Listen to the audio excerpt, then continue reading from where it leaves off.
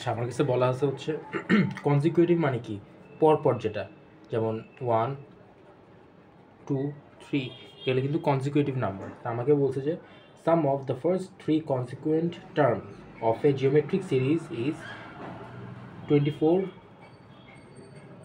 Into 4/5। আচ্ছা, আমরা ফার্স্টে ধরি let first term equal a, first term এই থাকে কিন্তু, এরপরে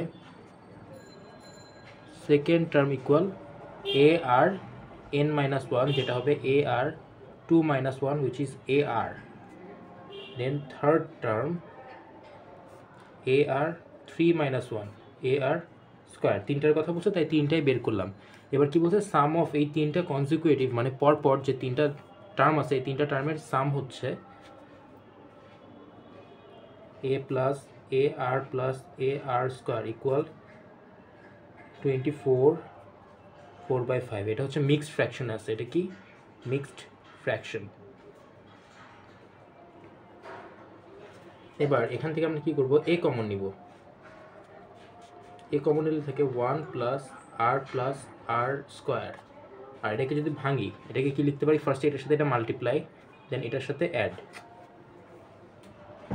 তাহলে মিক্সড ফ্র্যাকশনকে নর্মাল ফ্র্যাকশনে কনভার্ট করার জন্য কী করবো, 24 মাল্টিপ্লাই 5 যেটা আসবে সেটার সাথে অ্যাড করব 4, যেটা আসবে সেটার সাথে 4 অ্যাড করব। তখন আমরা এখানে পাচ্ছি উপরে 124/5, এটাকে ইকুয়েশন 1 দিয়ে রাখলাম। এবার আরেকটা কথা বলছিল, সেটা কি, সেটা হচ্ছে এই তিনটার মাল্টিপ্লিকেশন এ মাল্টিপ্লাই এ আর স্কোয়ার ইকুয়াল তারা বলে রাখছিল কত, 64। এবার এ মাল্টিপ্লাই এ কী হবে, তিনটা এ গুণ আকারে আছে, এ কিউব, আর মাল্টিপ্লাই আর স্কোয়ার আর কিউব ইকুয়াল 64। এ কিউব আর কিউব পুরাটাকে আমরা এ আর হোল কিউব লিখতে পারি, যেটা হচ্ছে 64। এরপরে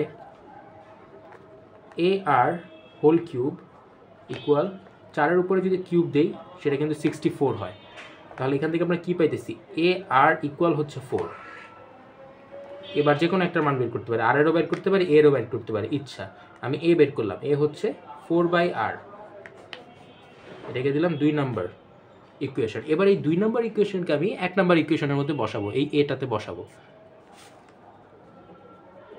পুটিং 2 into 1। যদি এখানে বসাই তাহলে এটা কী হয়ে যাবে, 4/r, এটা কি হয়ে গেল 4/r। তারপর এখানে 1 প্লাস আর স্কোয়ার ইকুয়াল 124/5, এটুক গেল।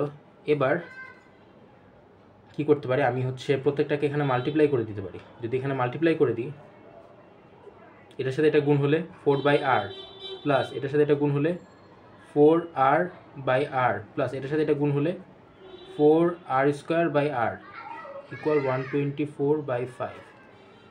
এবার এটা কেটে যায় বাদ, এটা কাটলে একটা আর থাকে, তাহলে আলটিমেটলি আমি পাচ্ছি কত, 4r plus 4/r plus 4 equal 124/5। এবার যদি এখানে আমি এলসিএম করি, আর এখানে 4r² plus 4r plus 4 plus 4r LCM করলাম, আর দিয়ে এলসিএম করলাম, এখানে 4r² হয়ে গেল, এটা গুণ হয়ে গেছে। এখানে যেহেতু নিচে আর আছে, এখানে আর কিছু থাকবে না, এটা ডিরেক্ট 4 থাকবে খালি। আর এখানে 4 ছিল, আর মাল্টিপ্লাই হয়ে 4r, আর নিচে আরটা রয়ে গেছে ইকুয়াল 124/5। আরটাকে ওই পাশে পাঠাই, 4r² প্লাস 4 প্লাস 4r, এই আরটাকে ওই পাশে পাঠালে 124r হয়ে যাবে, আর এই 5টাকে পাশে পাঠালে এটার সাথে গুণ হয়ে গেল। এবার গুণ করি, গুণ করে দিলে এটা হচ্ছে কত, 4 5 20, 20r² প্লাস 20 প্লাস 20r। এই 124কে আবার লেফটে আনি, তাহলে মাইনাস 124r ইকুয়াল 0। তাহলে কী পাইতেছি,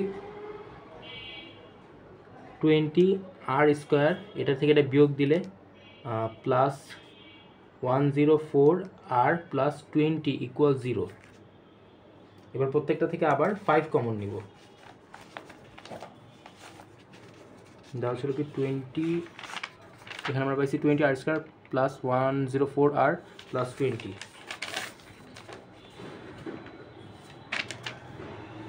আচ্ছা সরি, এখানে মাইনাস হবে, এই বড়টা মাইনাস, তাই মাইনাস হবে। আমরা পাইছি হচ্ছে 20 আর স্কোয়ার মাইনাস 104 আর প্লাস 20 ইকুয়াল 0। এবার এখান থেকে আমরা কী করবো, এখান থেকে আমরা হচ্ছে 4 কমন নিব। 4 কমন নিলে 5 আর স্কোয়ার মাইনাস 26 আর প্লাস 5 ইকুয়াল 0।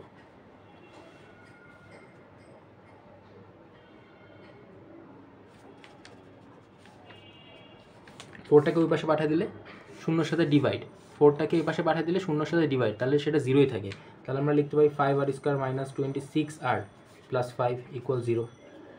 ওকে, এবার আমাকে মিডল টার্ম করতে হবে। মিডল টার্মের ক্ষেত্রে আমরা কী করি, মিডল টার্মের ক্ষেত্রে হচ্ছে আমরা স্কোয়ারের সাথে যেটা থাকে আর লাস্টে যেটা থাকে সেটাকে মাল্টিপ্লাই করি। 5 আর 5 মাল্টিপ্লাই করলে হচ্ছে 25।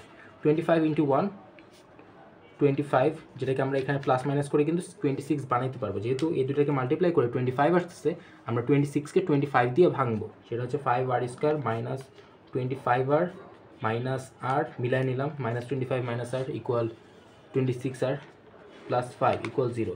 এখান থেকে এবার 5 আর কমন নিই। 5 আর যদি কমন নিই তাহলে থাকতেছে আর মাইনাস 5, কারণ ডিভাইড হয়ে যাচ্ছে। 5 আর ডিভাইড করলে আর থাকে, 5 আর ডিভাইড করলে মাইনাস 5 থাকে। মাইনাস 1 কমন নিলে আর মাইনাস 5 ইকুয়াল 0। তাহলে আলটিমেটলি পাচ্ছি আর মাইনাস 5 আর এখানে 5 আর মাইনাস 1।